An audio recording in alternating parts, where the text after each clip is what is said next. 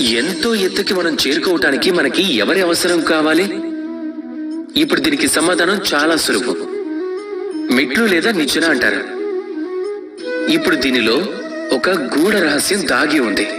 మనం ఎప్పుడైతే వేగంగా మెట్లు లేదా నిచ్చెనెక్కుతామో, ఒకవేళ ఎవరినైనా వెనకాల వదిలేసామంటే వారిని చూసి ఖచ్చితంగా మనం ఇదే అనుకుంటాం కదా. వారిని ఒక హీన దృష్టితో చూస్తాం. ఒకవేళ ఎవరినైనా తోసేసి మనం ముందుకు వెళ్ళామంటే అప్పుడు వారిని చూసి మనం అపహాస్యం చేస్తాం కదా. ఒకవేళ మీ సమాధానం అవును అంటే అది చాలా పెద్ద తప్పు. మీరు ఎత్తుకు చేరుకునే దారిలో ఎవరినైనా కలిసినా అప్పుడు అది మధురమైన సంబంధంగా కలుపుకోండి. వారితో ప్రేమగా ఉండండి, వినమ్రుడై ఉండండి. ఎందుకంటే ఏ మెట్ల ద్వారా అయితే మీరు పైకి వెళ్తున్నారో గుర్తు పెట్టుకోండి, అదే మెట్ల ద్వారా మీరు కిందకి కూడా తిరిగి రావాల్సి ఉంటుంది. అప్పుడు ఆ మెట్లనేవే లేకపోతే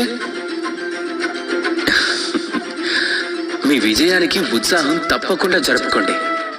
కానీ ఎవరైతే వెనకబడి ఉండిపోయారో వారిని ఎప్పుడూ అపహాస్యం చేయకండి. రాధాకృష్ణ.